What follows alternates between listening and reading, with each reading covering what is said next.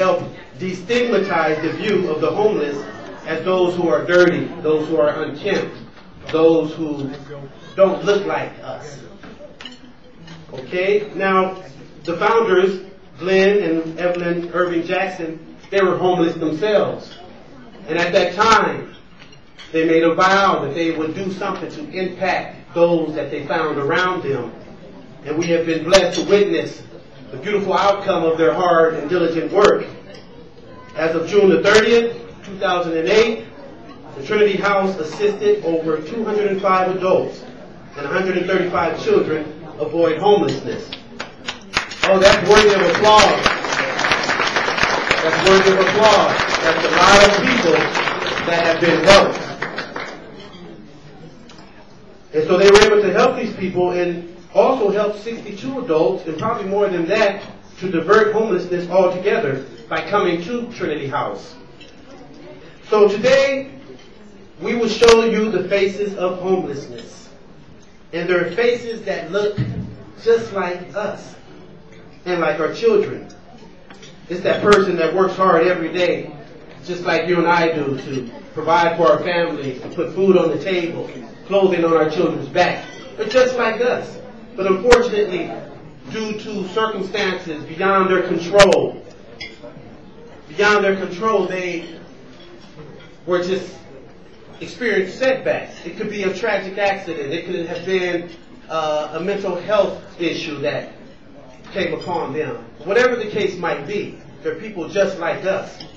And so they need our help. So this afternoon, we want to thank you all for joining our honorees and supporting this worthy cause. Supporting this cause is very important because it helps to continue to fulfill the mission of providing clean, safe, and affordable transitional housing to underserved individuals and families in our community. And remember, this is a hand up, not a hand out. We're helping people who want to be helped and want to help themselves. So it is our desire to leave this event knowing that your participation has made a huge difference. On behalf of the Trinity House Board of Directors and the men, women, and children served by the Trinity House, we thank you for joining us in honoring our outstanding supporters of 2008. Applause. Now, before you continue eating, or as you continue to eat off the record and on the record, we're here to raise money. These shelters do not run on air or water. They run on the support of large giving hearts like yours. So when you look at the silent auction items and the raffle ticket items and every other opportunity that we will provide for you to give, we want you to give with a heart of generosity and with a heart of compassion, understanding that the face of homelessness is us. It's the person in the mirror. Amen? Amen. Okay, enjoy the lunch, and we'll be back shortly. Okay, one more time. Let's give the Lord a hand praise for today. Now, this is the time where we are actually going to begin the service. So I'm going to ask everyone if they would just give us your undivided attention for 1 minute. Let us stand for a minute as we do the invocation. And one of the things about this day is that while we are here to be a blessing to those who we don't even know, there are going to be seeds that are planted today into the lives of someone whose life is going to be transformed in transition. And you're going to get a chance to participate in that today. But I want us also to participate in every aspect of this day. And before I do the prayer, I want everyone to repeat this after me. I am. Time out. I'm Pastor Ronald Randall of the Faith Law Covenant Church of God in Christ. And what I want you to do is to say this after me when I say the next word. 1 John 1:9 says, if we confess our sins, He is faithful and just to forgive us our sins and to cleanse us from all unrighteousness. Now, you can be seated. Now, what that is going to do is enable each and every one of us together to go to the throne of grace. Father, I thank you and I praise you now for your loving kindness and your tender mercies. If it had not been for your mercy, oh God, we would have all been cut off. But we thank you today, God, that you have extended your mercy and your grace. For you said in your word in everything to give thanks. For this is the will of God in Christ Jesus concerning us. Now we lift up this event today, God. We pray your blessings upon each and every participant. We thank you now, Lord, that you are blessing us together. And we ask, God, that you show yourself mighty in the name of Jesus. Bless those who are not here, who will be recipients of the seeds that are being sown today. Continue, God, to help those who are less fortunate than ourselves, who are struggling in the dark night of the soul. Bring them home to you in the name of Jesus Christ of Nazareth. And Lord, the seeds that are being sown, you who search the heart, you know what is the mind of the Spirit. For you make it intercession for the saints according to the will of God. And we know that all things work together for good for those who love you and for those who are the called according to your purpose. Now show yourself mighty. And we're going to give you glory today through the testimonies and through the vision and through the speaking. I pray now for a special anointing upon the servant who will stand behind this desk. I'm sanctifying it now. It's going to be sacred. And God, the words, let them be sown into our hearts and not our heads. In Jesus' name, amen. How many of you all like Latin music? Anybody in here like Latin music? Oh, I love Latin music. You know, there's a growing popularity of Latin music in this country, as well as all over the world. And so today we are privileged to have with us a group that provides some authentic, quality Latin music. So what I want to do today is introduce to you Bill Caballeros and the Caballero Music Quartet. Come on, show some love for them, please. So some of you got bread in your hands. Grab me the bread.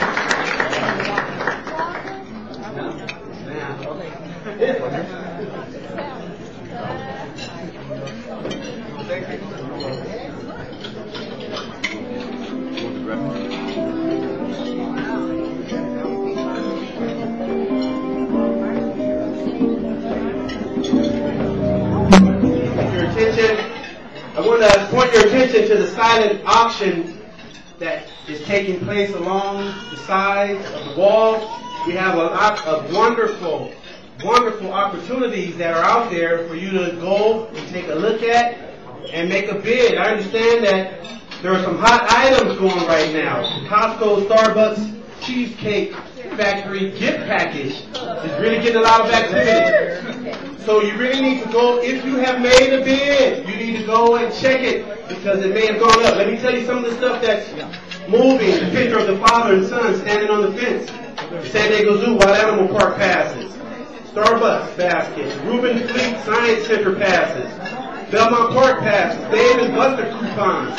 Cheese Factory. Everything. You guys need to go take a look. Okay, go take a look. This is your opportunity to give and get a discount in the same bag. You can't beat that. Somebody say discount. Somebody say bargain. I don't care how much money you got, you always want to get a bargain. We have some wonderful bargains here. And at the same time, you can reach out and help some people, okay? Now, please note that the minimum bid, some of you are going up there and putting $1 down there, trying to get over. Come on now. You know the zoo costs more than $1 to get into.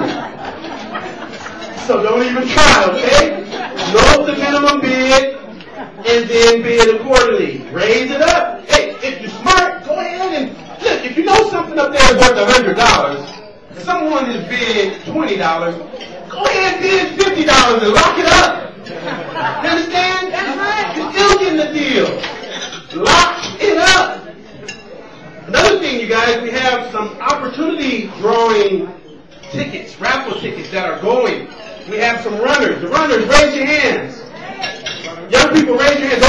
on the raffle tickets? Raise your hands.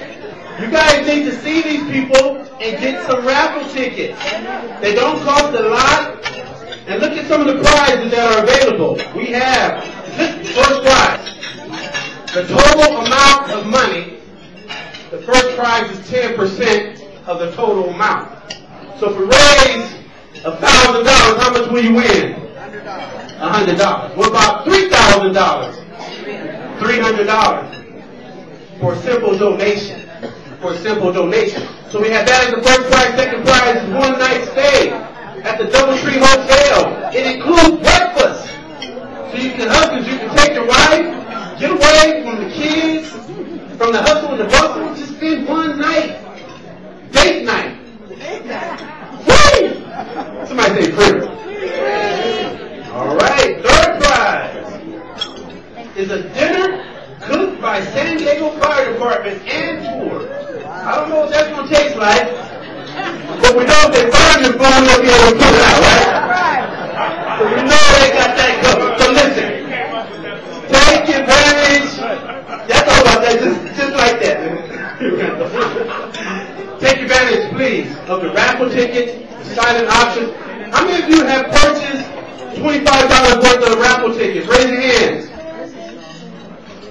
God bless you. God bless you. Listen, those who purchased $25, now some of you may have purchased $15, $20, $10, for another $15, for another $10, you become eligible to win one of these free t-shirts. Look at this t-shirt. It says a hand up, not a hand out. You get one of those just for being generous in your giving and participation. We also have this t-shirt. You get a choice. You don't get both, you get a choice. This one says, survival skills into life skills. So see, it's more than a t-shirt. You wear this and it becomes a promotion. It becomes an awareness piece. So those that see it, they can ask you about it. You can tell them about Trinity House and all the hard work and the wonderful services they're providing. Okay, you guys enjoying the dinner? Talk to me now. You enjoying the dinner? Now you guys can eat and listen at the same time, okay? All right, because we have some wonderful speakers coming up. And I want you guys to please give them your undivided attention. Can you guys hear me? Please give them your undivided attention. So now at this time, I want to introduce to you guys the founders of this wonderful organization, the Trinity House. They have a motto that they are blessed to be a blessing. And we want to bring up, I'm going to tell you a little about them. Glenn Jackson and Evelyn Ruthie Irvin Jackson stepped forward by faith in God and welcomed their first occupants to the Trinity House in July 2005. From the beginning, the Jacksons made an agreement with one another to give a hand up and not a hand out. Glenn and Evelyn met on Christmas Day in 1992 while both were going through treatment programs themselves. Evelyn was in a program called Kiva, and Glenn was in the McAllister Institute Aftercare Home. They married in 94, and in 95 they gave birth to their only daughter, whom they affectionately named Kiva, a term used by modern Puebloans to describe a room for religious rituals or a place of healing. Kiva, that's a beautiful name. In 1997, Evelyn graduated summa cum laude with a bachelor's degree in computer science. And in 1999, Evelyn received her master's in software engineering. This is a bright young woman here. Highly educated. So Evelyn is in the final stages of completing her doctorate in information systems with an emphasis in leveraging technology and non-profit organizations. After graduation, Evelyn taught and worked as a software engineer. Glenn received his AS degree in networking technology and also worked in the technology field as a network engineer. Both, once homeless themselves, Glenn and Evelyn had a passion to help others who were faced with similar struggles. As part of the solution to homelessness, Glenn and Evelyn opened the first Trinity House, which offered clean, safe, and affordable transitional housing for women and women with children. They quote, "We discovered for ourselves that a spiritual path provided the way to a better life, and we knew for sure that it could happen for others," end quote. They later opened additional homes for men and men with children and single women. Lastly, the Trinity House opens up opportunities for anyone finding themselves homeless or at risk of becoming homeless. The Trinity House is the link that hopefully diverts the path to homelessness. It provides stability until permanent housing can be found. And so then I would like to introduce to you the founders of the Trinity House organization. Let's bring them up with a warm round of applause. Glenn and Evelyn Jackson.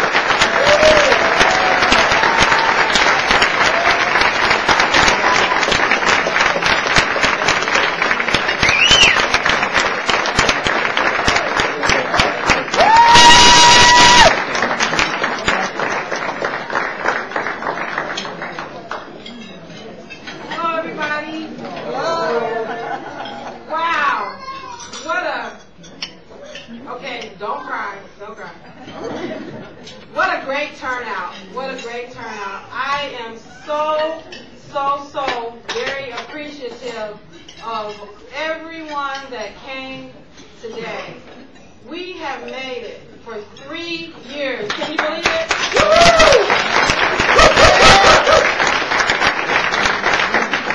Unbelievable.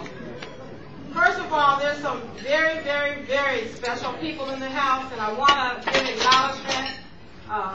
First of all, I want to thank God. Yes.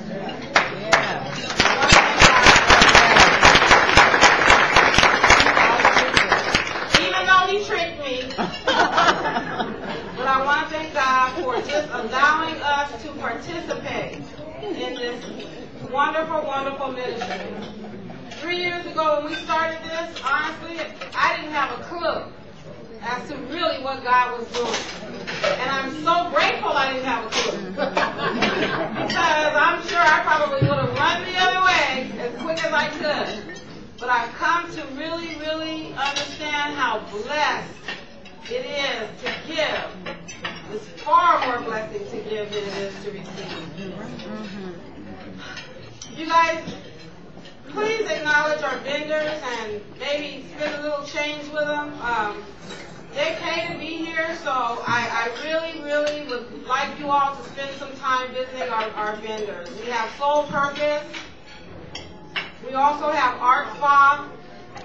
And then the rest of our vendors are display vendors. So take some time to get to know our vendors because they're supporters of ours. We have United African American Ministerial Action Council. He was a huge community partner of ours. They provide jobs and resources for prisoners, people coming out of prison. Also, we have a Bilateral Safety Corridor Coalition. So I just encourage you to spend some time with our vendors. And then, of course, we have an exciting time planned for you guys today. The people that we are honoring are so very special. They have stood by us in this ministry, stood beside us. They have encouraged us, kept us. They have done so much just to help us to keep this ministry going. And all of you that are here today, please know that your attendance today, your participation, has made a huge difference. It helps us to keep the doors open. And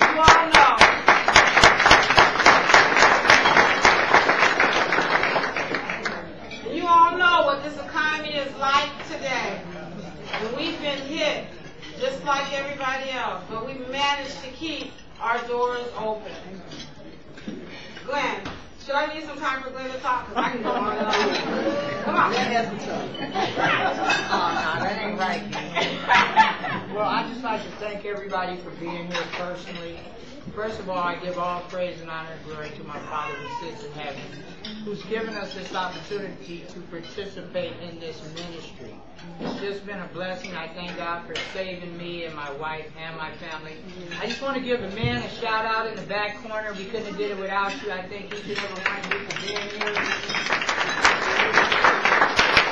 I also want to give thanks to all the volunteers, a couple ladies in the back. We have a cameraman over here and tons of people working behind the scenes to make it all come together. We love you and we appreciate you, and we're definitely going to look forward to seeing you and a whole lot more next year.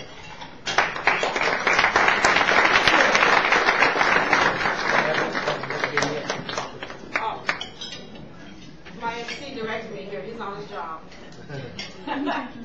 You guys, we put together some vignettes, short films, because really, as Mark talked about, our goal today is to show you the faces of homelessness. Faces that look just like you, faces that look like me, faces that look like your children, faces that look like mine.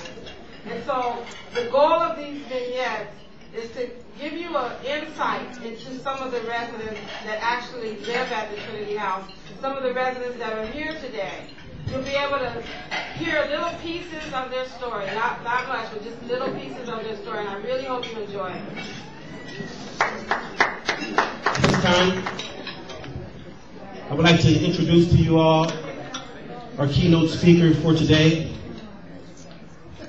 This woman really needs no introduction. If you've been around San Diego for any length of time, you know her. Her work is well documented.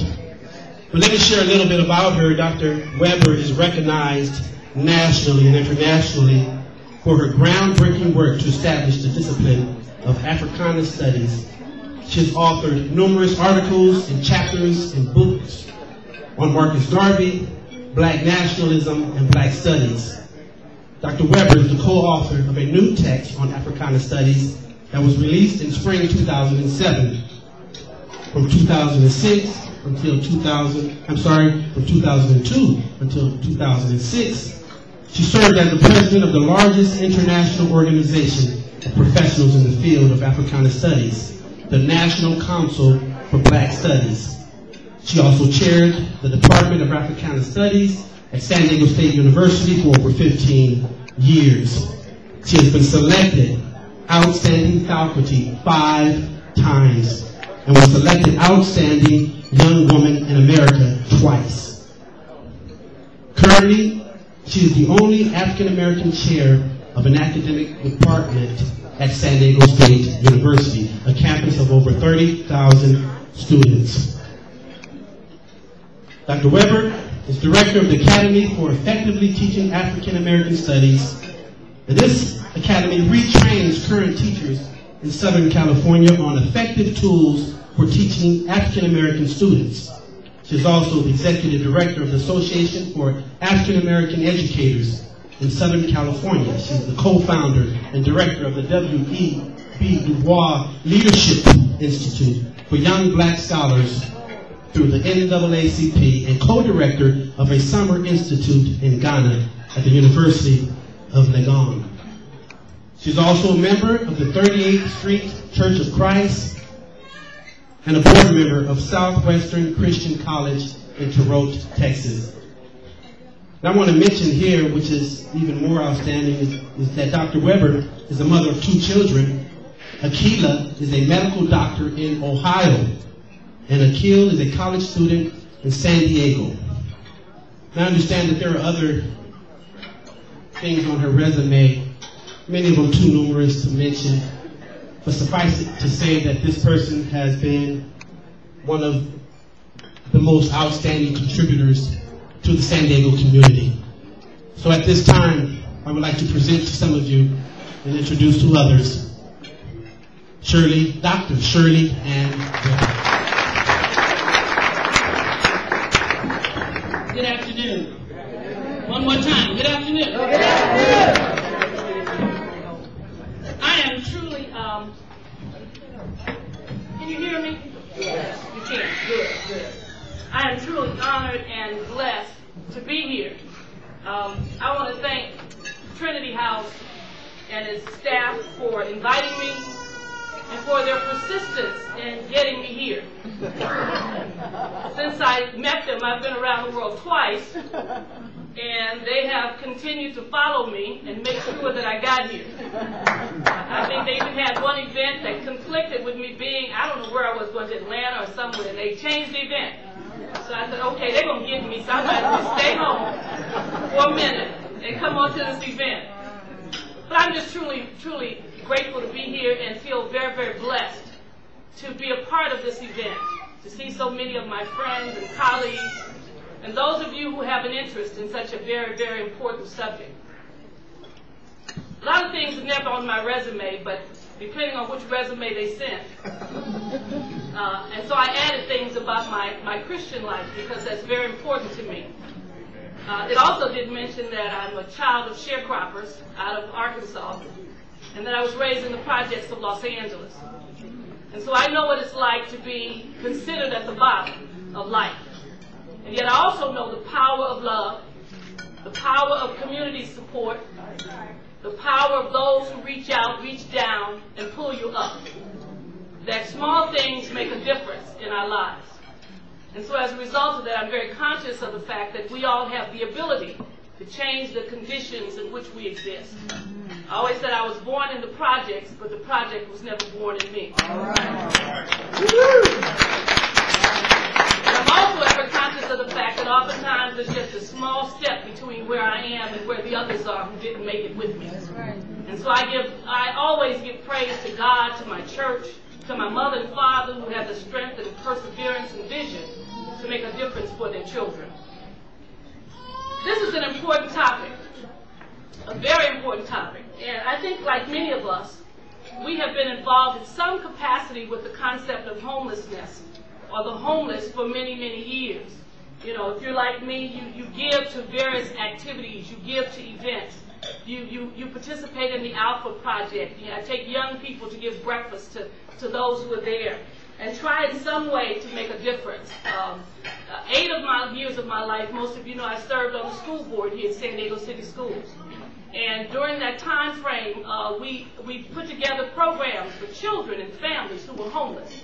Organized schools in homeless shelters to make sure that the children had the consistency and the permanence of education in their life as they were facing so many other things that were uncertain about their lives.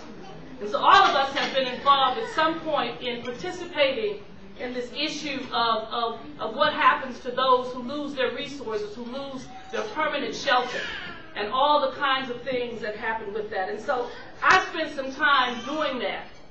However, the uniqueness of every opportunity in which I'm called to speak, and I speak a lot around the world, particularly to women, Christian women seminars, I always say that every time I get a topic, I have to stop and reflect because God obviously has sent me there, not only to give you something, but to get something for myself, to strengthen me and to help me to be a better person and to continue to struggle with the realities of life. That it is important that we each see ourselves as a change agent. You have to be good at adapting to these things. That we each see ourselves as some type of change agent with the power and the ability to not only change ourselves, but to change the environment and the people around us. And so I look at this and I realize that this is an important piece. So I decided to do a little bit of research to look at the concept of what is the difference between homeless and homelessness. And interestingly enough, there are some differences. That when you are homeless, you lack a shelter. It's a physical thing. You don't have a place to stay. But you can have homelessness and still have shelter. When I was looking at the work and the research done by those on the homeless, they distinguish between homelessness and being homeless. Homelessness speaks of a lack of connection, not having an involvement, a lack of people in your life, a lack of family, a lack of community. And both of these entities are very, very important to us as human beings, that we have shelter, but we also have a sense of belonging that becomes important. When I was a graduate student in Los Angeles and working at the Episcopal City Mission Society, I was presented with a number of persons who were homeless. And it always amazed me because I could never figure out at this tender age of about 20 why they were homeless. Where was their family was always my question at hand. I said, where's their mama? Where's their daddy? Where are their people? You know, why are these people stranded like this? And I knew there were numerous reasons why. But I always was fortunate, as poor as I was, to not have a sense of homelessness. I remember coming to San Diego State, and the first year there's always a sense of who's going to be here, who's not going to be here, and whether or not things are going to be funded and not going to be funded and all that stuff. And everybody kept talking about, oh, we may all lose our jobs, we may not have a job tomorrow, whatever the story was. And I sat in the room with a sense of confidence. They said, what's going to happen if we're not here next year? I said, I'm going home to my mama. I'm going home. I have a place to go. Even though I might lose this and the employment, I still have a place to go. Because I knew that there was this family, this community, this connectedness that was essential to my life, that provided me with a level of security, even in the face of insecurity. And so when we think of homelessness, it's more than just physical. It is also the homelessness of emotions and social conditions in which we find ourselves as a nation that is often so alienated from each other. I want to tell you a story as I began to reflect on this issue of homelessness. About 10 years ago, and I'm from a large family of 8 children, about 10 years ago, one of my sisters was faced with a real challenge in life. And this was a person who had been a bank vice president for many years, who had tremendous resources in terms of what she had in life, property, houses, all those things. And she then opened up a business, a banking business, and one thing after another. And so eventually, this whole business piece began to fall apart. And she became the victim of it and became involved in a lot of legal matters and battles and court cases and you name it. And everything she owned was somehow or another taken away. She was losing her license to practice. She was losing all these kinds of things that were just crumbling around her. This was a woman who was very spiritual, a woman who was very giving, who was very smart and sharp, and in many ways, many of us leaned on financially and personally. She employed lots of members of the family and those kinds of things. And all of a sudden, one day, she calls one of my sisters and says, I need a place to stay. Her home had been taken.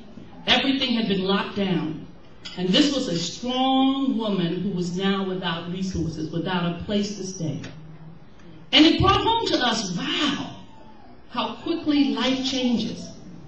But the good thing for her is that she may have been homeless, but she did not experience homelessness. Because in one call, my sister said, if I have a place to lay, so do you. And she moved in with my sister for a couple of years and has rebuilt her life now. She's doing extremely well. But all of these things crumbled around, and we had to look at this. And we were, as a family, one of these stable, ordinary, upstanding families in America. But nobody had ever been to jail, and very few had ever been to court. And the only time I went to court was when my husband was on the bench. I mean, we were respectable individuals, all of us, educated, forward-moving. And then the reality came in, and this was it. And I looked around and I thought, wow, this is what can happen in a matter of seconds to any person in America. And the only thing that kept her from being on the streets was her connectedness to family. Her 7 brothers and sisters who rallied around her, and her nieces and nephews who held her up, kept her strong, helped her to move forward, and gave her what she needed to rebuild her life and her business. When we look at this, the issue of being homeless has been around long before the time of Christ. You have many stories of people who didn't have resources. And so when we begin to ask ourselves this critical question about being homeless and the whole issue of homelessness, it's not a matter of whether or not we're going to have it. The question is really our response to it. It's our response to it. What are we going to do about it? The fact that it is going to be there means that we have to do something about it. When I was on the school board, I used to tell people all the time that the value or the quality or the reputation of this school district It's not based on the kids who get the 1,600 on the SAT. It's not based on our Westinghouse scholars or how many kids we have in gifted programs. It is always evaluated by what we do for the least of our children. Somebody wants to know, what's your dropout rate? That's what they want to know. How many kids are not being successful in school? They want to look at your test scores and see who's not making it. So we became evaluated not by those who were like my daughter, doing things off the chart. We were being evaluated by the kids who we couldn't keep in school. They want to know what kind of district are you if you can't ensure the education of every child. And that pretty much is the way we should see ourselves as a society. We call ourselves the finest city. San Diego is the finest city. Yet we keep sweeping our homeless around corners and in places where we can't see them. We become indignant when we see people who are homeless on the streets. And oh my God, this is the finest city. Keep them away from the gas lamp. Keep them away from the visitors. Keep them away from ballparks. Keep them away from the convention center. In other words, let's hide them somewhere. More recently, we were confronted with a community in Spring Valley of the homeless, a homeless camp, squatters camp. And we had to try to figure out where we're going to sweep those people. You see, and while nobody should live in a squatters camp, but we have to provide a solution to the problem. Simply to move them from Spring Valley to La Mesa to some other community is not an answer and a solution to the problem that they face. So we once again are faced with the reality that if we're going to be evaluated at all as a nation, as a community, it's going to be about what we do for the least of our folks. Not what we do for those who are making it and who are being successful. Not for the Donald Trumps of the world that we continue to forgive and to forget. But basically for those who are continuing to struggle in this nation. If we're going to be a great nation, it's because we provide hope and opportunity for everyone who needs and who deserves to have hope and opportunity. I am often confronted with the fact that we live in a nation of Christians. And historically, I know that has had some significance, but often has not meant what it needs to be.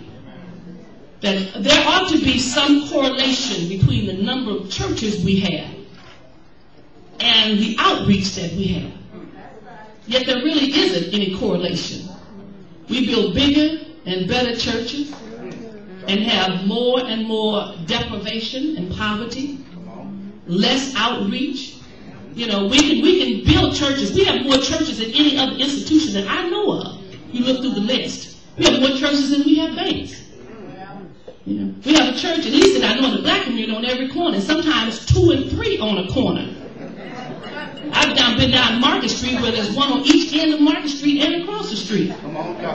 So when we begin to ask ourselves, what is the mission of all of this?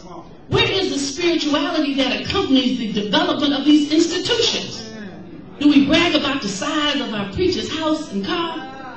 Or do we talk about our outreach efforts and how we're saving souls and saving individuals by what we give to them? We're told that you can't save a soul unless you feed physically the soul first. And so we begin to ask ourselves, where is this correlation? If we go to the Old Testament, we learned very early that we are our brother's keepers. When am I my brother's keeper? The answer came back resoundingly yes. We go to the New Testament and says, you are to love thy neighbor as thyself. Well, who is my neighbor? The Good Samaritan is your neighbor, the person who meets each and every challenge with the aggressiveness to change it. That every person you meet every day is your neighbor, regardless of their color of their skin, regardless of their social condition, regardless of what they have in life. That is your neighbor. And so we have to recognize the fact that we have an awesome responsibility as Christians to do something in this Christian nation that is unlike any other nation that we have. And yet I find so often across the world that folks who don't even know God sometimes do better than those of us who claim to know Him. And so it becomes important that we look at that. I recognize the fact that it is always our human nature to run away from problems, to not face them. And I'm confronted with the fact that even the challenges are hard and it's difficult. I remember once I had a staff member who was addicted to cocaine, crack cocaine. And I really didn't want to deal with that problem. And in fact, I tried to avoid it as much as I possibly could. And one day her mother called me and said, "You are the only one who can save this person." I was devastated because I really didn't want to save this person. I really didn't want the burden of being the one to save this person. That is a hard task. You know that? When you know that someone has an issue, that you have the responsibility to try to help them solve the problem. It could have been easy for me to fire the person and walk away. My conscience would not have allowed me to do that because of my relationship with the person. And it was hard. I looked all around to try to prove this mother wrong. No, she doesn't have this problem, knowing that she did. And it was hard. It was not easy. I was not in great joy to say, "Oh, great, I'm a salvation person. I'm going to help this lady." No, because I knew that was going to take a lot of time and a lot of prayer and a lot of energy, a lot of disappointment, a lot of tears, a lot of heartache. But nonetheless, I had to recognize the fact that this is what God had put on my plate. This is what I had to face. And it's only through those trials and challenges of life do we ever become stronger. It's only because of those challenges that we're there. I firmly believe that God puts the homeless here for us, to improve us, to make us better. Kind of like Job would never have known how strong he was until he had faced the challenges of life. We don't know who we are until we face the adversities of life. People say, you don't know if you're happy unless you've been sad. You don't know if you're sad unless you've been happy. How can you know the differences if you've never experienced them at all? Jesus brings us down to lift us up. He gives us challenges in life in order to make us strong. There's a Chinese proverb, when they talk about the kites, they say the kite will only fly when there are winds of adversity. If there are no winds of adversity, the kite will never go off the ground. It has to fight the winds of adversity in order to soar. And the same is true of us. Unless we face life and face the adversities, we will never fly as a people. We will never be strong. We will never understand the challenges of life. Every challenge that I've ever faced, when my sister was knocked down, it was interesting that it was a test of our family. It was a test of who we were as a family. It was testing everything Mildred and David Nash had taught us. To be family, to be strong, to be persevering, to move forward. We didn't know how strong we were until we were faced with the challenge that was there. Everything else was pretty smooth in life. But when we were faced with the challenge, that's when the strength and the teachings and all those things that have been embedded in us came out. And we really began to understand the lessons of our parents that taught us how to be a family, how to be strong, how to lean on God. You know, one of the greatest challenges I have in life is because I believe I can do everything, I have a tendency not to lean on him enough. And sometimes he brings me down just so I can lean for a moment. You know, he brings me down so I can lean for a moment. I was telling people when my son had cancer and my husband was terminally ill, I learned what standing in the gap was. Old folks have told me that forever. What standing in the gap was. That means when you've gone so far and there's a gap between where you want to be, he stands in the gap. He stretches his arms and allows you to cross from one end to the next. Because he has to bring you down just so you say, I just don't know other than you need to lead me. Amen. And so when we start talking about the homeless, it is really our challenge. It is really our victory that is being challenged, and our strength to give beyond what we normally give. To believe in a vision that we can really help everybody, that we can save everybody, that we can strengthen our communities, that we can build community, that we can help people feel secure in their own lives. It is our challenge. It is our blessing to have them amongst us. Because in that we grow and we become strong. I'm often reminded of this 212 degree philosophy. You know, someone sent me this beautiful thing that says, it is important for us to give and to really put forth that extra effort. Because it's that extra effort that makes the difference. Sometimes we think we can't do things. But I'm told that water is hot at 210 degrees. And I'm told it's even hotter at 211. But it boils at 212. So if you 210 and 211, just 1 degree more makes the water boil, creates steam, creates energy, will move engines just by 1 degree more. We should always think about that philosophy. That if I just give 1 degree more, I may be at 211, and when I get to 212, I'm going to kick butt and take names. We need to think about that and to move ourselves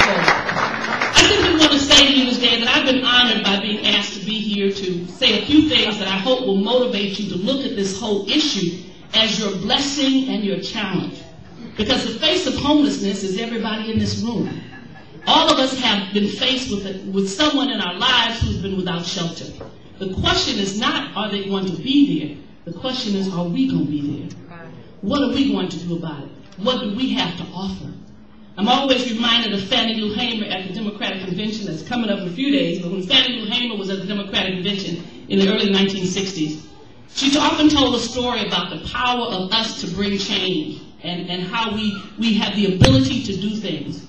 She said there were some children who knew an old man who sat on a porch who was always so smart and had all the answers to everything. And they said, we're going to trick this old man. They said, we're going to take this bird and he's going to be in our hand. And we're going to go out and say, oh man, is this bird alive or is he dead? And if the old man says he's alive, we're going to crush him and then show that he's dead. He said, but if the old man says he's dead, we'll open our hands and he'll fly away. So they went to the old man and said, oh man, we got a bird in our hand. Is he alive or is he dead? And the old man said, his future is in your hands. So true. So true today. Are we going to have those who are homeless? Are we going to have communities that promote a feeling of homelessness? It's in our hands. No one else but the people in this room and our friends and our families can determine the lives of others and to assist them. God has empowered us. He has given us everything we need. The only thing we must do is recognize it, claim it, and move on it. Thank you.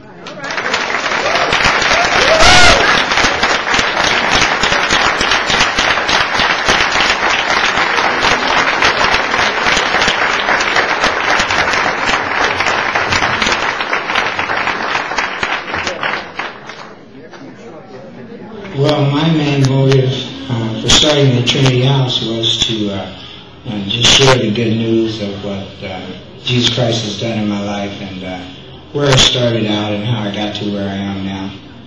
To try to encourage people to build lives and build character through the biblical principles that were embedded in me through the gospel over a period of time.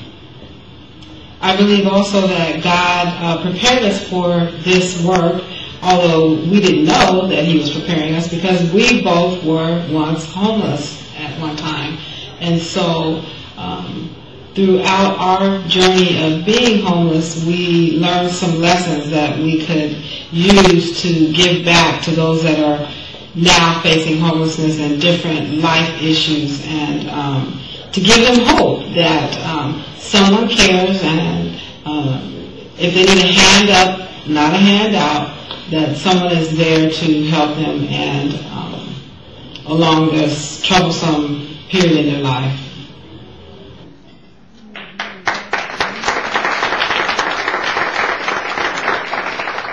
Our school, she named Mary, and then Mary told us about this house, the Trinity House. I had to find something a little bit cheaper as opposed to the $660 a month. So I heard of this here at $450.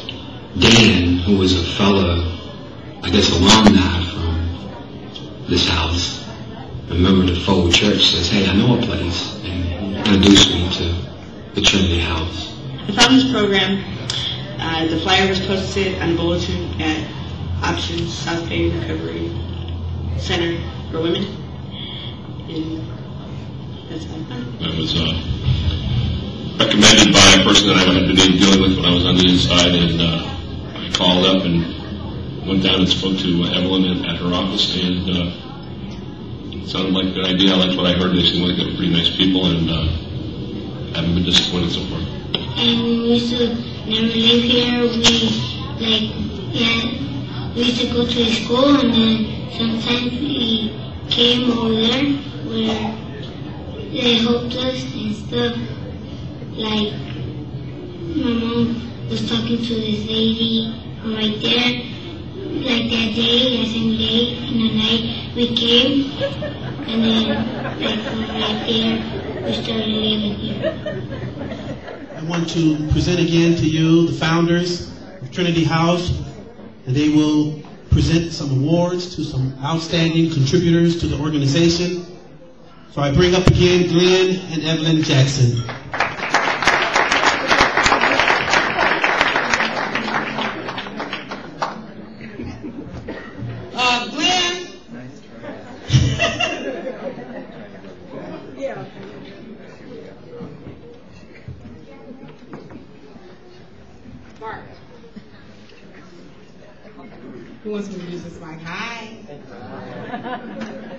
Okay. I do. All right. Because we have to present some awards to some people. You sure? Yeah. Awards for what?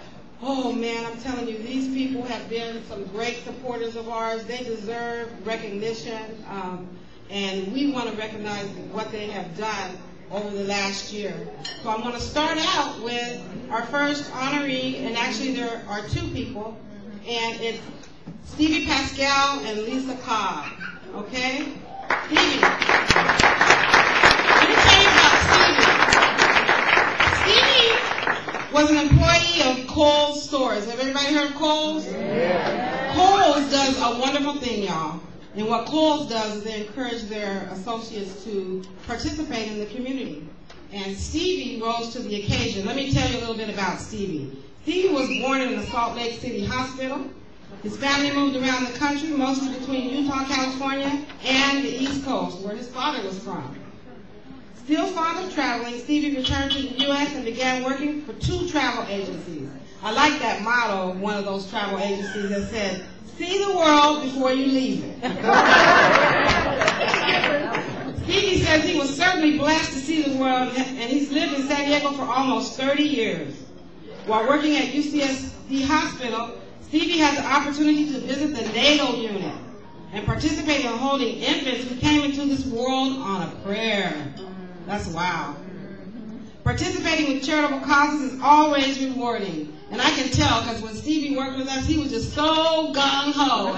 Yeah. We love those kinds of volunteers.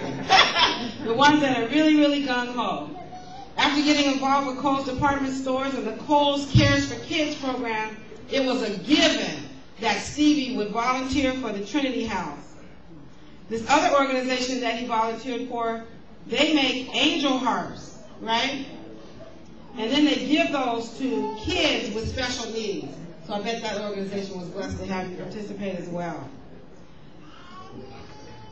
Stevie, I just want to thank you so much for your participation with the Trinity House. We were so blessed with having you volunteer with us, and as a form of our appreciation, we'd like to present this plaque to you. The plaque says, "Outstanding supporter of the homeless and those in transition at the Trinity House at the 3rd Annual Recognition Gala." Thank you.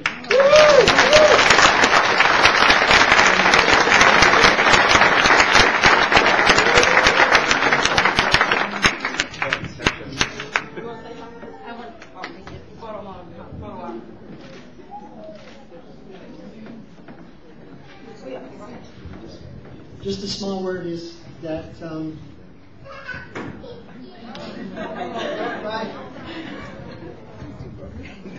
along with enjoying the volunteering is the fact that we, as a corporation, Kohl's, can generate a grant to help the Trinity House and the home where children live, because the goal is to participate in charities for children's organizations and benefits. And part of our goal here is to generate money, a grant that will be given to the Trinity House to help in the homes where the children live. Thank you so much. Thank you.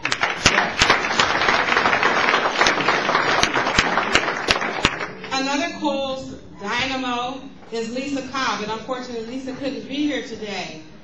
She didn't want to cancel her family trip to come here, and I just did not get that. I didn't get why she wouldn't take her vacation and instead of coming to this, but we moved the date because we were chasing Dr. Shirley Weber. Let me tell you a little bit about Lisa, though. Lisa says, "Who knew that working around clothing on hangers at Kohl's would be a skill that would help so many?"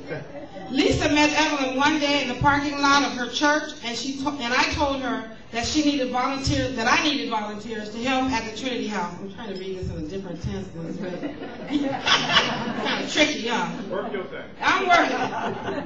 Okay, at that time, Lisa was in between jobs, so I told her,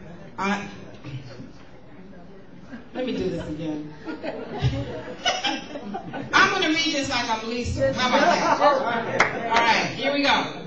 At the time, I I was in between jobs, so I told her, I only have a few weeks, but I'd like to help. Lisa says, when I saw the project that Evelyn had for me, I was a little overwhelmed. A whole garage full of clothing and only a few racks to work with. But Lisa says that she knew how to organize racks. So within a few days, we had the racks separated into departments. Children, women's, men, and we are trying our hardest to keep it that way. The people who come to shop to find clothing in my garage can now spot the racks they need and easily pull out their choices. What is the moral of the story? And I really like this. Skills we take for granted are sometimes the very skills needed to help others. Free time we take for granted might be just enough to fill a need. And let me tell you, my garage was overrun. We put out a call for donations when we opened the second house, and we had to purchase another truck to pick up all the donations. We were running for like, how long, Glenn? Well, Glenn was running. 7, 8 months. Picking up donations. And we got so much, it was just overwhelming. And so Lisa always says that free time we take for granted might be just enough to fill a need. She values the work that the Trinity House is doing in our city and is glad that we could use her to help our cause. Was she glad? I was glad. To accept this reward on behalf of Lisa, we have Ben Sanchez, and he's part of the Coles A team. And Stevie didn't say this. Stevie didn't mention this, but I don't mind giving it away. Whenever we have a Coles people come and volunteer for our events, and we have some here today, Coles gives us a grant for $500. So not only do we get the volunteer, we get the money. Isn't that, I mean, that is just fantastic. So, thank you for accepting this award on behalf of Lisa.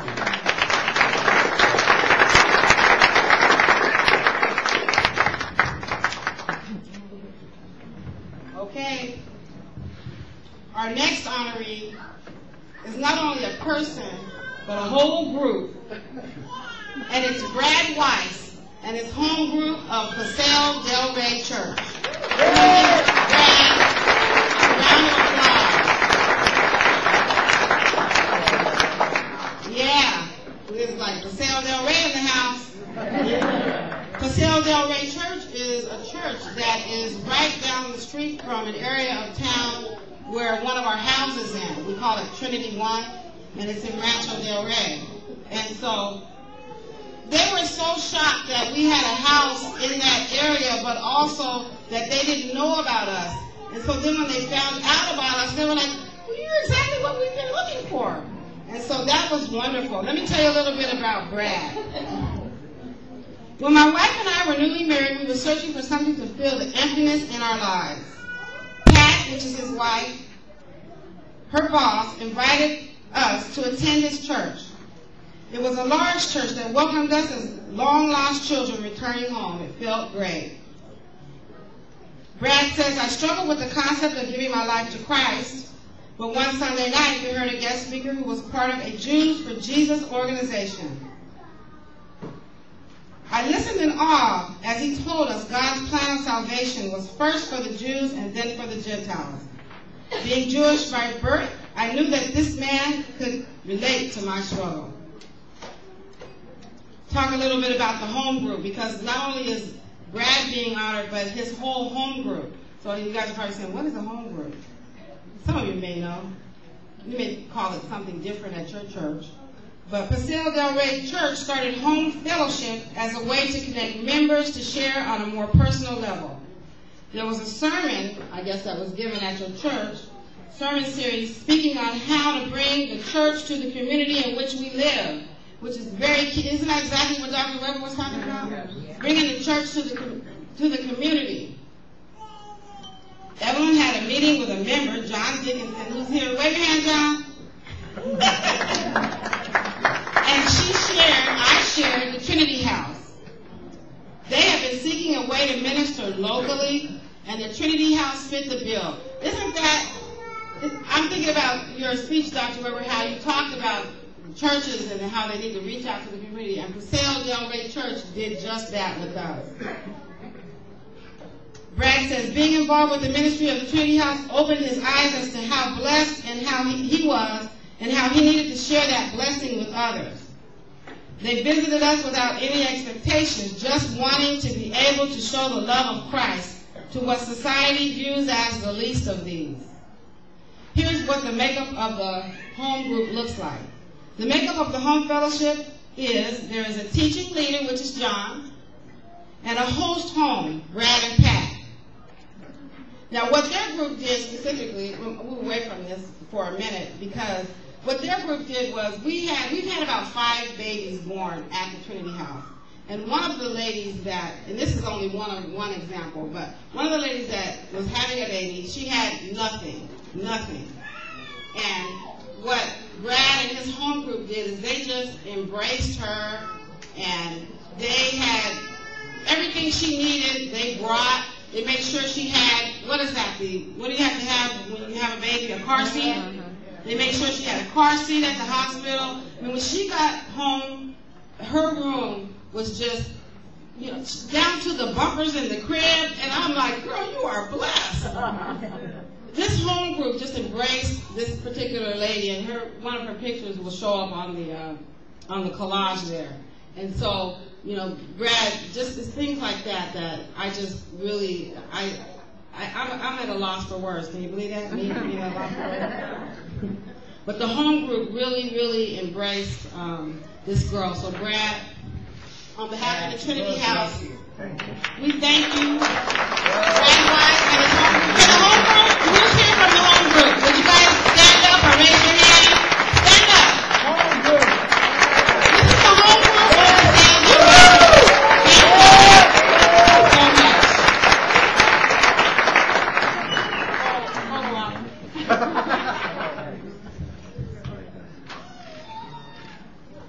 Thank you. Chugging right along here. Our next honoree, Miss Dee Sanford. Dee is my birthday girl. We share birthdays on the same day. Let me tell you a little bit about Dee. Dee Sanford has international acclaim as an exciting, informative, and impassioned speaker who blends solid business advice with motivating words of wisdom. Dee is San Diego's Oprah. Did you guys know that? I'm talking the networking queen. She delivers motivational business keynotes and workshops for government, corporate, business associations, and women's conferences. Dee is a professional speaker. She's spoken throughout the U.S. and in Barbados, Canada, Mexico, girl, you get around, Brazil, Holland, and Germany, among others. Dee has inspired thousands to become their personal and professional best. And I can say that without a doubt. You have inspired me in so many words. Y'all know that Dee has a prayer networking breakfast. Is it every last Friday? Every third Friday of the month, where we meet and we fellowship and we network. I mean, this is the networking queen here. I love Dee. She also is the founder of African American Business Women of Vision, as well as Dee Sanford International. And AABWV is an avid supporter of the Trinity House. In fact, at their last event, which was the All Business Women's Celebration of Women's History Month, which is held every March, and then she packs the house. I mean, Dee has actually outgrown every hotel in San Diego, so her events are at the Scottish Rite. But at that last event, we were her featured charity. At the last two events, we've been her featured charity. Dee has been my mentor, a friend, and someone who I try to model after, but I just can't. When Dee sees me and I don't have on lipstick or something, or my nails is not done, she's like, girl, get it together. I cannot even, hold a candle to Dee, and I just thank you so much. I guess I'll let you talk a little bit. What about Dee? Well, we love Dee very much. I'm so thankful that my wife had an opportunity to meet Dee. There's been quite a few people popping up in our lives since First of all, right as soon as we received Jesus Christ as Lord and Savior, and then when we began this ministry, there's been some people popping up in our lives that that are God sent. So we just love Dee. We thank God for her life. I thank God for her talk show. She's an awesome individual, and I thank her for being my wife's friend and sister in Christ.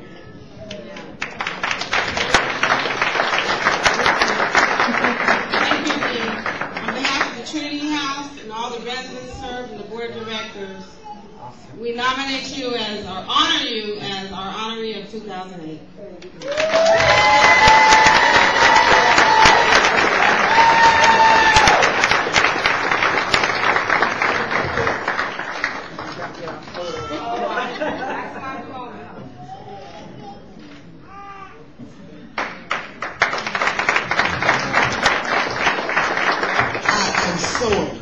So appreciative. As Evelyn said, when we met and we found out we shared a birthday, September 26th, I didn't know anybody else personally who shared my birthday, and it was just an instant connection. And she has that spirit about her that you can't help but connect with. We love to laugh. We have so many things in common. And one thing that we had in common that I really hadn't thought about was helping people who are homeless. I've had homeless people in my house for 20 years.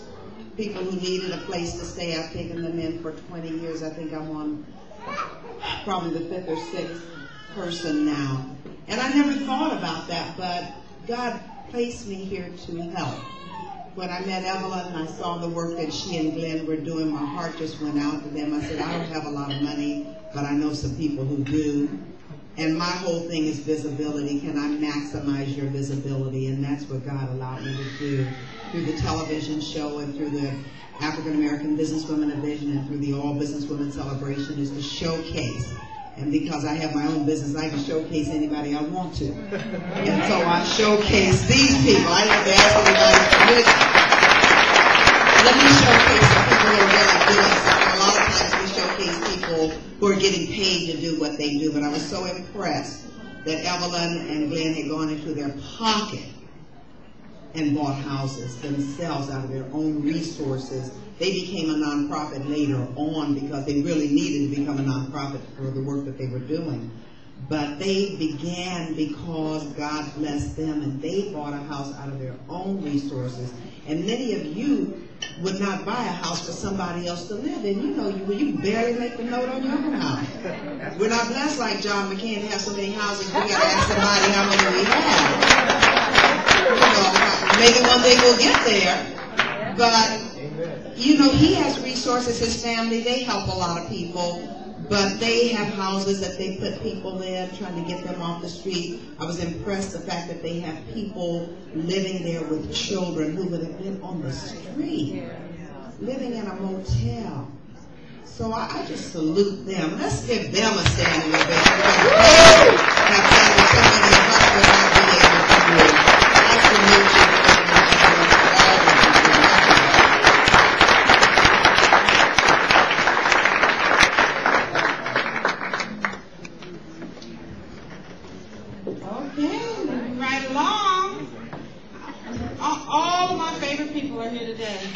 Wow. Our next honoree is Jerry Rose of Integrity Networking Solutions.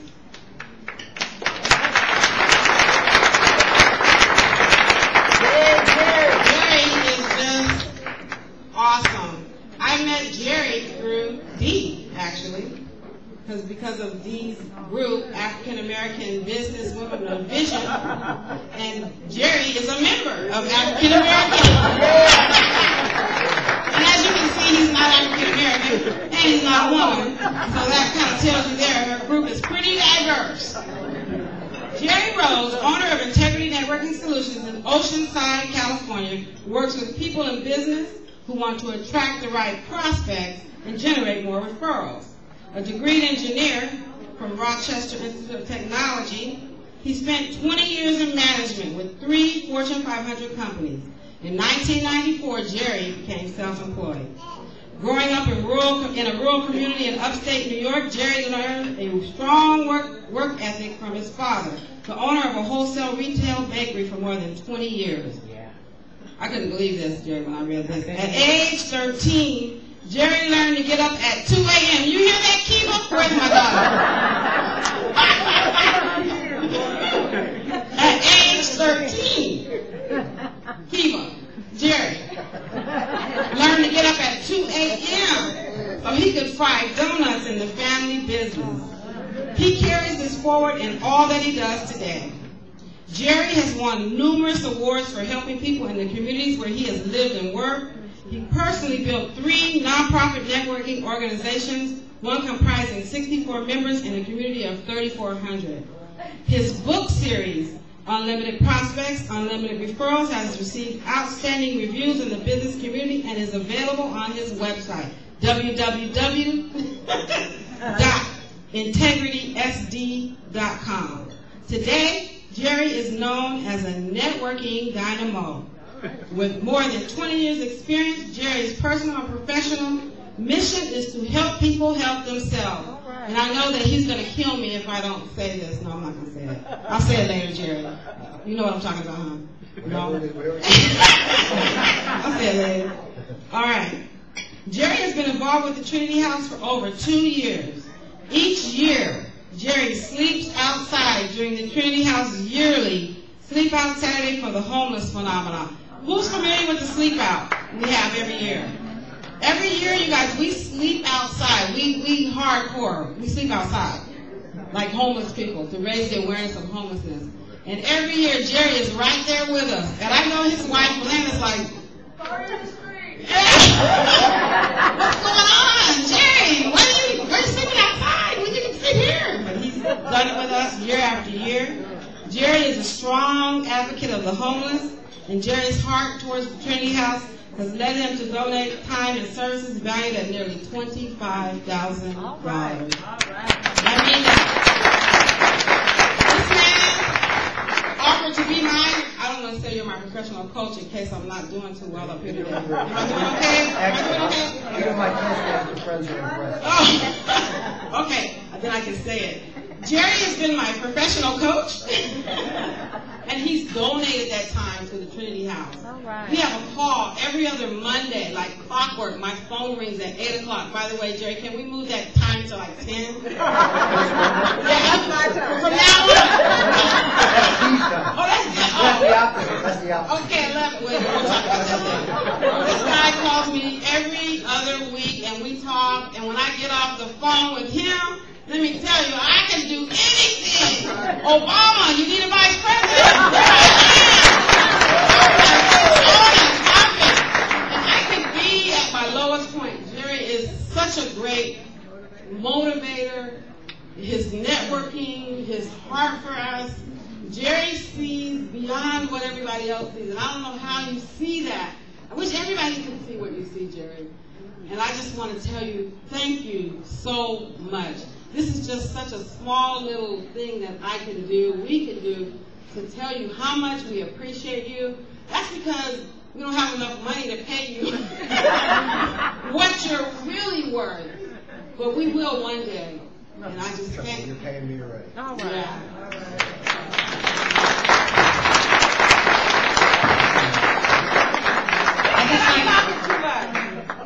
I'd just like to say a few words about Jerry. Outside of all his outstanding characteristics, when I met Jerry, we were at a sleep out, I believe, and what struck me was that right away I knew that where his heart was because he latched on.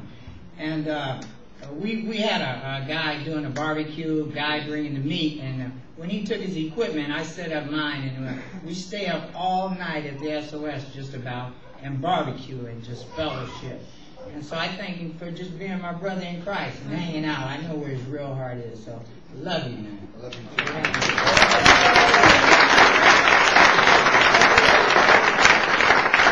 On behalf of the Trinity House and the Board of Directors and the men and women and children served by the Trinity House, Jerry, thank you for being an honoree of 2008.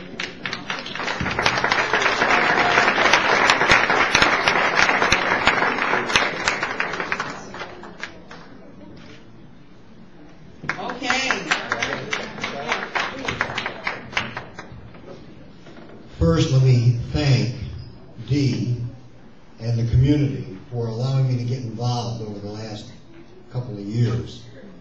It was at the D. Sanford events that we got a chance to meet Glenn, and I call her fondly Ruthie. I would want to challenge each and every one of you here today, attaching myself a little bit to Dr. Weber and her comments. I'd ask you to think about something. I want to challenge everyone in the room today. Are you a human being, or are you a human doing? Are you going through life day in and day out doing the same thing, day in and day out, going to the job, paying the bills, not really thinking about what can you contribute? I mean, coming to the sleep out, even donating an hour or two. How about coming as a volunteer to an event like this? How about even serving as a board member? The Trinity House needs board members as well. Do something, find something, make a conscious effort. Look around today at something that touches your heart. Find that thing that's in the room today and latch onto it. And make a conscious decision to be a human being rather than a human doing. Make a conscious effort to realize what you can contribute to the Trinity House. It doesn't have to necessarily be dollars, although dollars are always welcome. Again, I encourage you, look around you today. See something here and find a way to bring that back to the Trinity House. I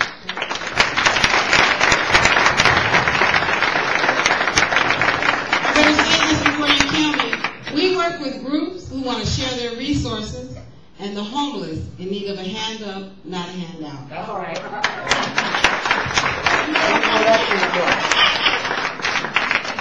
Okay. I just want to acknowledge a few organizations and people before I bring up the last honoree. First of all, I want to talk a little bit about the Lions Club. We have some people here from the Lions Club San Diego. Could you please stand up or give a wave, Lions Club people? Okay, maybe they stepped out. But I just want to talk a little bit about the Lions Club, because the Lions Club gave us a grant to help former foster youth. Do you all realize that when people age out of the foster care system, when they turn 18, the state no longer pays for them, and they become homeless, many of them, the group's homes are actually mandated sometimes to drop them off downtown somewhere at a homeless shelter, somewhere, drop them off, and they're left to scrounge for themselves. And so thanks to the Lions Club, we were able to now take former foster youth into the Trinity House, and they don't have to pay anything. The grant covers them.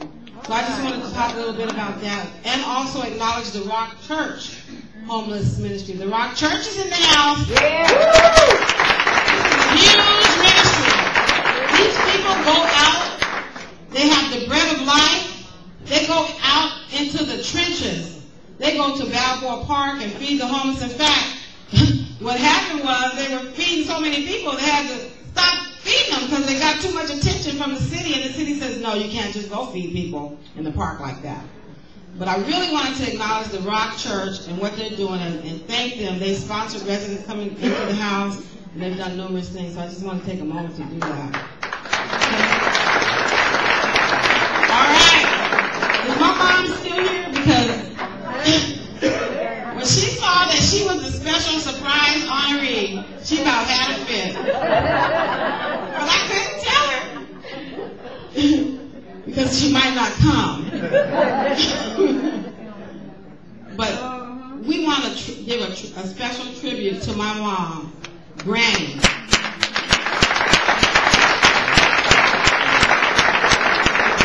And let me tell you, 15 years ago, I share this freely, I was addicted to crack. I was homeless. I was, as they say, toe up from the flow up. And that lady went through some things that are inconceivable. And so it is without hesitation that I have to honor you, Mom. And she's even got some of her retired school. Isn't it nice to be a retired school teacher? Man, I wish I could get on a job long enough to get retired. I just can't do it. They know. like back then. And so I want to tell you a little bit about my mom, who was a special surprise honoree, before she gets up and leaves out of here. Estelle Bethencourt Irving, fondly known as Granny, was the seventh of 9 children born to Evelyn Hall Bethencourt and Flora Storm Bethencourt in Vacherie, Louisiana. How do y'all know where Vacherie is? Yeah, good. It's so country back there, they call it back of Vacherie. You guys know what I just said? Back of Vacherie. Country. She was raised by her aunt in the city, however, in New Orleans. And Estelle, my mom, learned the value of education early in life. She was the first in her family to receive a college degree. My mom, we honor her. She received her Bachelor's of Arts degree in elementary education in 1957 and later went on to receive her master's degree from Pepperdine University in 1976. As a phenomenal Delta woman, how many Deltas are in the house tonight? Hey! All right now, Deltas. I'm going to have to go there, but I got to save up some money first. As a phenomenal Delta woman, Estelle earned her master's degree while working full-time as a single parent of 2 children, nicknames Beep and Roo. We call my brother Beep. My mom loves teaching and has a gift for giving, motivating, and inspiring others. She turned that gift into a career where she taught in the San Diego Unified School District as an elementary school teacher. She retired in 1995 after 30 years of service. I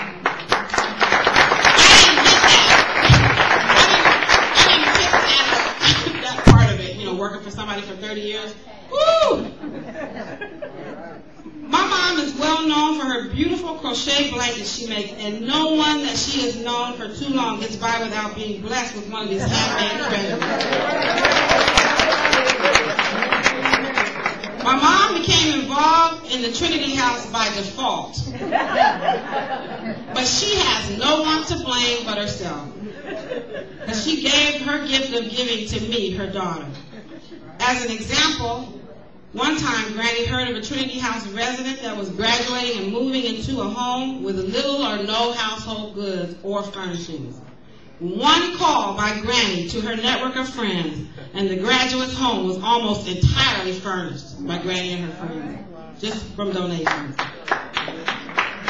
Today, Granny spends much of her time enjoying the retired life, practicing the piano, and nurturing her only grandchild, Kiva, age 13. Granny loves spending quality time and playing Pokito with her homegirls, Bern, Jean, Shirley, and the late Mrs. Smith. And she loves going on her outing with her pals, BG, Eleanor, and Lou. They're laughing over there. Mom, I know you're probably not going to come up here. No, she's not. But I just wanted to honor you on this day along with our other honorees.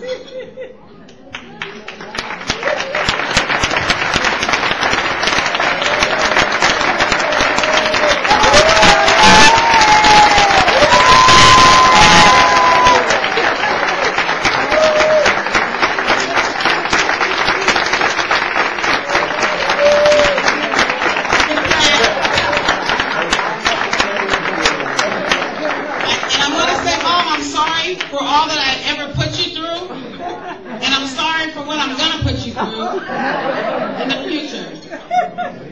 We love you. This concludes our presentation section, and we now have another short film. Glenn, do you want to say anything before we conclude? Yeah, I just thank God for Mom, because I'm the best son she ever had. So I thank him. Amen. I got a good mama-in-law in my corner. Yeah. Love you, Mom. Yeah, she tells me that, if something happened and I became homeless, he could come, but me and Kiva had to go find somewhere. Anyway, thank you guys for sharing with us and honoring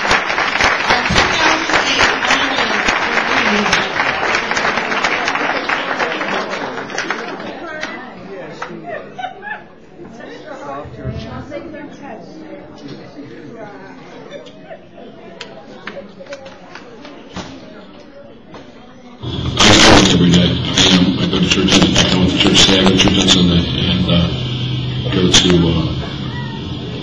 I go to 8 meetings on the weekend. During the weekend, it takes me a little over 2 hours to get each way to work, so it pretty much fills up my whole day. We play soccer, and sometimes we go to the park and we play basketball. Sometimes over here we play video games. I work a full-time job. I work for Ritz Camera, and I go to meetings.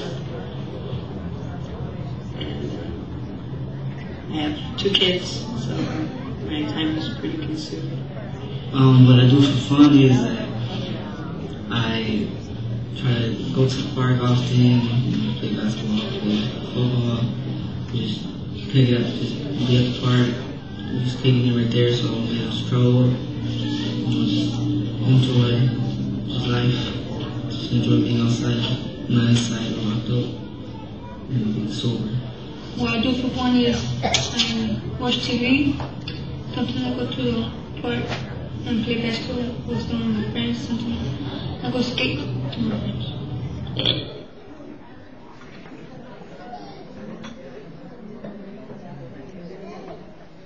Live auction? Yeah. Who's ready for the live auction? Clap your hands if you're ready. Okay, I understand we have some wonderful prizes to offer. You guys have another opportunity to give.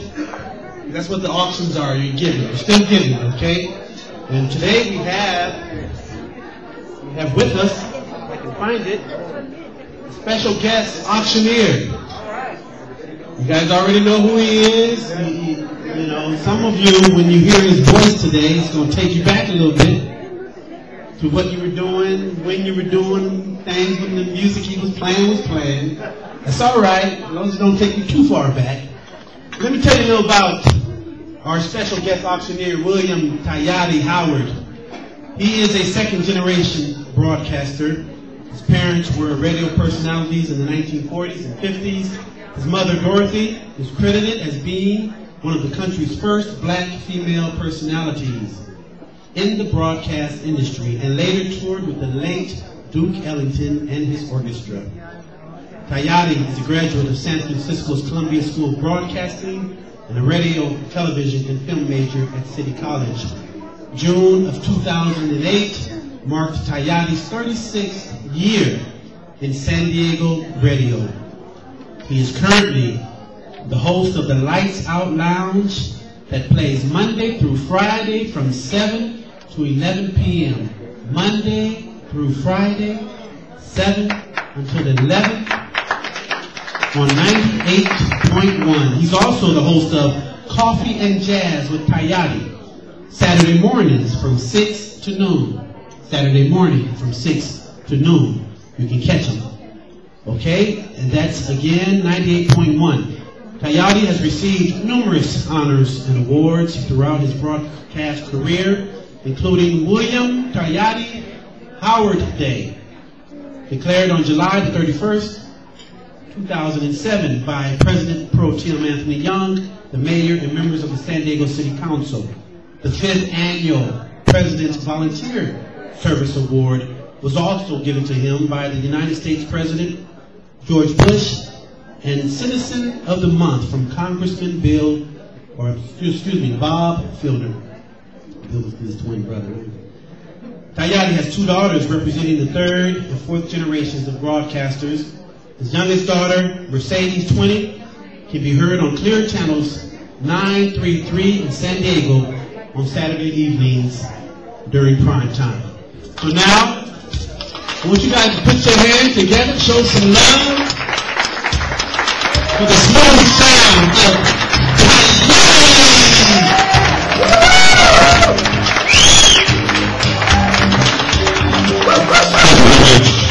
Please give a round of applause for an excellent job. How's everyone doing today? It's a pleasure to be here with you after getting up at 5 o'clock in the morning and being on the air at 6 and running with the suit in the car and changing clothes and getting here in time to participate with all of you lovely people. I want to take this opportunity first to thank Evelyn and her husband for inviting me to be a celebrity auctioneer, something that I've never done before in my life. So there's a new skill set for me. I'll walk out of here and put that on my portfolio and see if I get any jobs from that.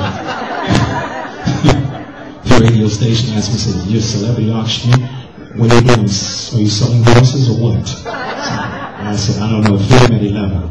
Anyway.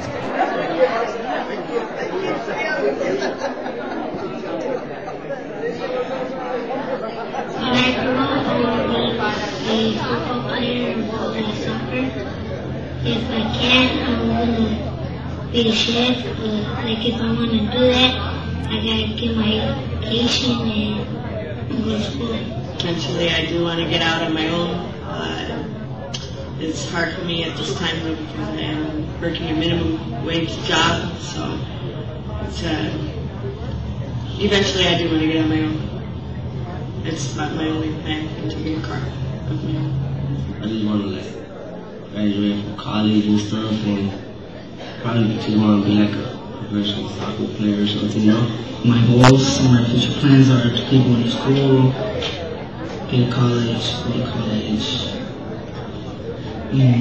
get a degree, or a master's degree, and study in law enforcement, something to do with law. My future goals and plans are to eventually reconnect with my two daughters back east, and just plugging away, doing what I'm supposed to be doing as far as working, and with my parole situation, I should be able to accomplish that within the year and hopefully go back home. I want to be soccer player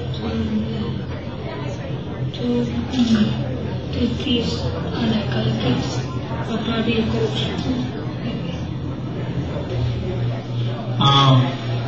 My future goal is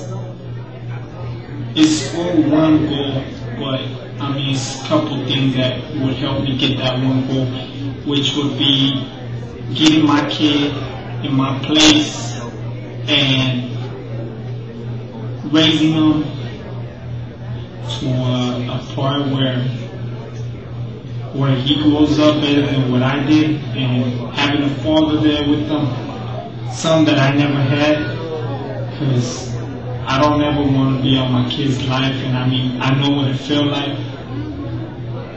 I love my kid. I mean, that's my goal, is to someday, I mean, hopefully soon, you know, if God wants, to let me have my kid in my arms, living with me, and me being, you know, with my job, I want to become, you know, an officer, some positive in the community, and I think that would really like lead me to having my kid in my arms, and that's my main goal, is having my family and, you know, living with them and not ever being separated again from my kid, because I mean, from what I've gone through,